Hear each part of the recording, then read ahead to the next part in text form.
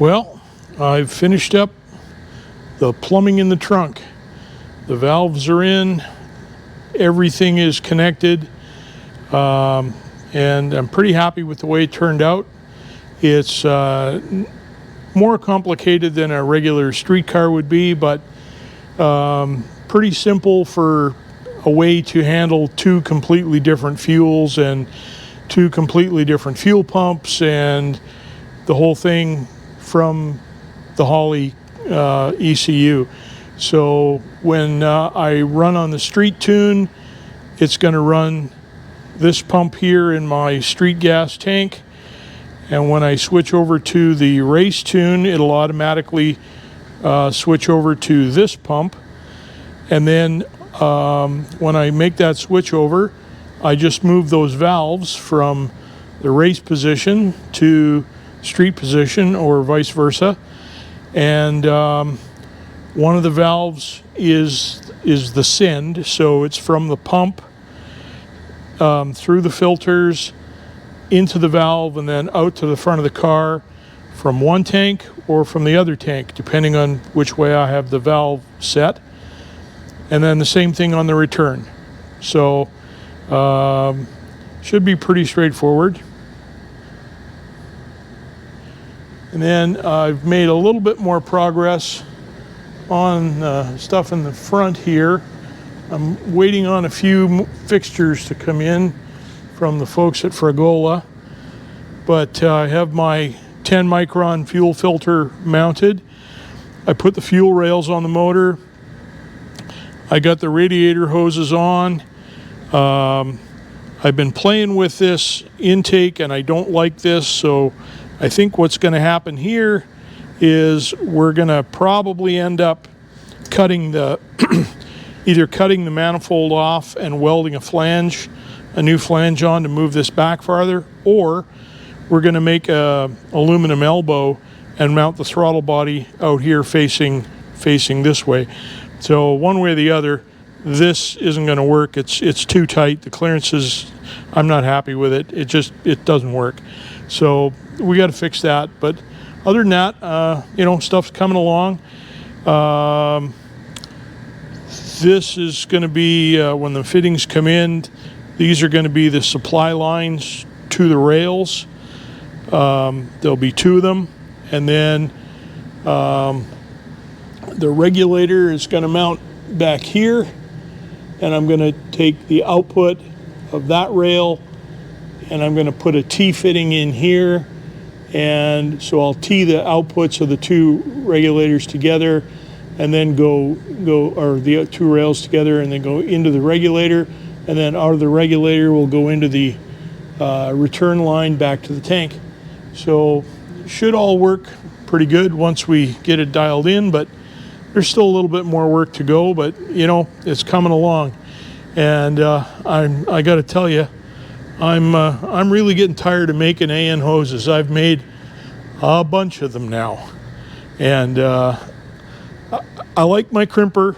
I like the Fragola stuff is nice quality. It's easy to work with. I'm super happy with all of the stuff that I bought from Fragola.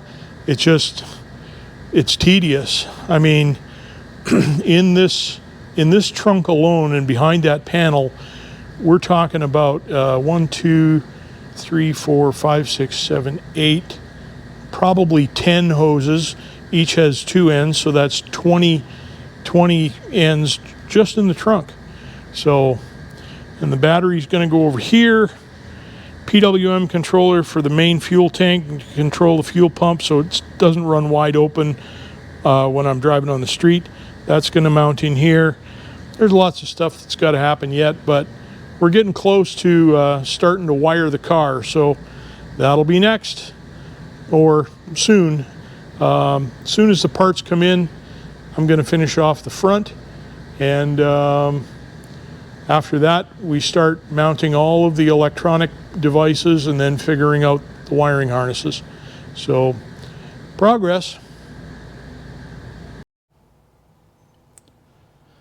Okay, well, I just figured I'd show you how I'm going to mount the fuel regulator on this thing.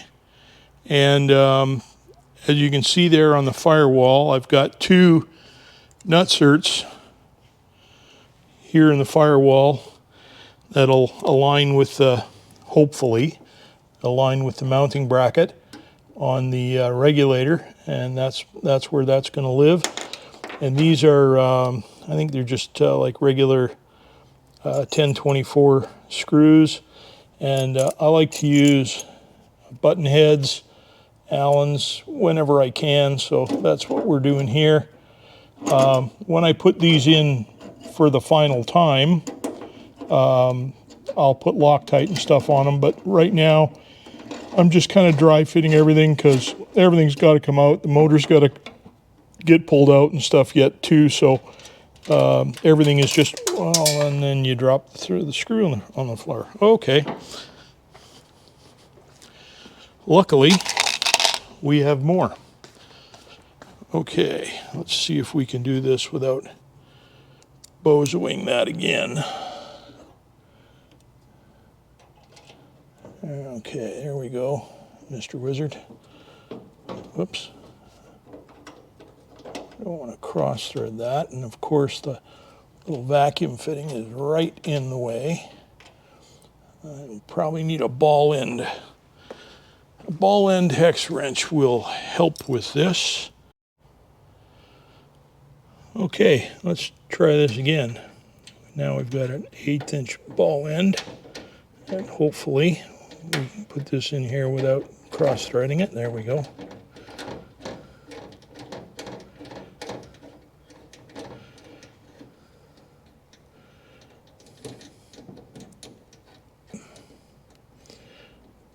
Wow, now I can't get the wrench out of it. That's amazing. Okay, so that's where that's going to mount. I'm not really keen on the sturdiness of it, but we'll see what happens. So now what's going to happen, let me see if I can pull you out of the tripod here. So the way this is going to work is fuel rails will get pressurized. The output of this rail will go over, connect to this rail, and then they'll loop back and come into the regulator here. Hopefully you can see all that. So what I've done over here is I've just got a T-fitting. The two rails will connect together. It'll come out this, and it'll come back over here into the regulator. Then the output of the regulator down there will go over to the return line down there. So that's the way that's going to work. God willing, the creek don't rise. Okay, well, we're here under the Valiant, and I just was going to show you a little bit about the finished fuel system. It's finally done. I'm so sick and tired of working on plumbing, but it's done. So what you're looking at now are the bulkhead fittings that come from the fuel tank, and then the return line that goes back to the fuel cells. And then over there is the vent. And so both fuel cells vent through that filter. And then so from the bulkheads, obviously flexible hose. Let's see if we can do it this way.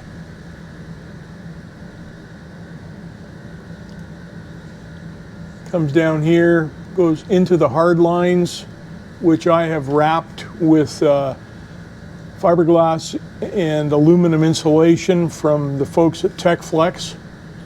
And then that comes down. I'll get my camera out of the jumble of the bars. And comes around here. This is all protected with rubber. So just in case anything should ever touch, everything will be fine. And then there are these clamps every couple of feet along the entire line.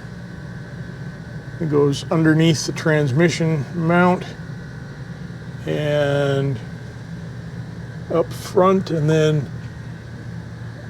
up there, and that's where the engine's going to connect to. So I just figured I'd show you the finished version of the fuel system from under the car point of view. Well, there it is. The fuel system is plumbed.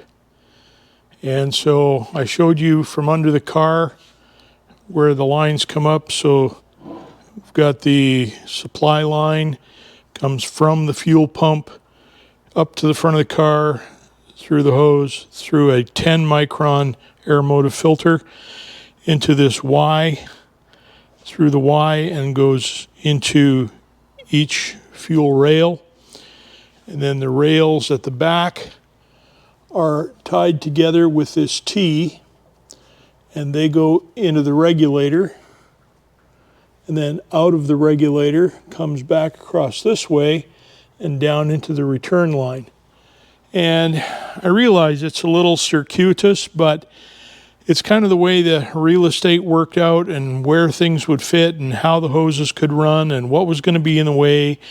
And I'm trying to avoid having too much stuff in the way for service. I want to be able to service, I want to lash the valves, and I want to, be able to take the fuel injector rails off as easily as possible. And so this allows me to do most of that. We still got to modify the top of this manifold, or come up with a mandrel belt bent aluminum elbow and mount the throttle body out here, because there's not enough room here for what I consider adequate clearance. I can just barely fit a 4-inch silicone hose in here, and it touches the front of the radiator, and I'm not happy with it. So we're going to come up with something else. But yeah, we'll put these coils back where they're going to go, somewhere in that neck of the woods there. Tighten that up. And then I think what I'm going to do is my electrical bulkhead connections. I was originally thinking about bringing them out here, but with all of the hoses and plumbing and everything there, what I'm thinking about now is maybe bringing them out here. And I think that would be nice and clean and kind of help me organize stuff a little better. So that's kind of so far the game plan, because now that all the plumbing is done, I basically start on the electrical. I'm going to pull a motor out probably tomorrow. I've got to put a heat shield on the starter. Just some stuff we got to do, and then this manifold's got to get modified, and some other stuff. But and I also have to touch the brakes once more. I forgot to include a fitting for the brake pressure gauge on the dash. So I've got to plumb the brake pressure gauge into the system somehow, which means I'm going to have to bleed the brakes again, but that's no big deal. They bled fairly easily. So anyway, that's kind of up to date as to where we are right now. Got to order some hardware. You'll notice that on all of the hoses under the car and in the engine bay and in the trunk, they're all protected with some TechFlex. This is F6 TechFlex. And then I put heat shrink on each end on all of the hoses. So here's the clear. I use clear because I didn't have a piece big enough, frankly, to use black. But so everything it's the regular Fragola race hose like this stuff, but or actually it's exactly like this, and then it's protected with the TechFlex. So I'm also going to put protection on these oil hoses, but I'm going to use a high temperature protection on these, not just the regular TechFlex, because they are kind of close to the header down here. And so I'm just going to put some high temp protection on those, which is another thing I'm going to do. when I yank the motor out. The radiator hoses, I'll probably cover them in braided Tech Flex as well, just to protect it and to make everything kind of look consistent and stuff. But yeah, that's the way they are. So cooling system's a little bit different on this car. There are 2 outlets on the pump. One outlet comes up here, goes into this inlet on this manifold. The other outlet, if you can see this, comes up here, goes into this bottom inlet on the manifold. So it's pumping into the motor from both sides of this manifold, and then both sides of the manifold have an outlet, this hose and this hose. So we've got 2 top hoses and 2 lower hoses on this car, just to make sure it stays cool. And you know, it's Arizona, so we're gonna do what we can to make things cool. This is a Ron Davis radiator. Those are Spall PWM fans. I think we're going to be just fine. So anyway, that's kind of the update for right now. We'll bring you back when we get a little bit farther on something else. Thanks for watching.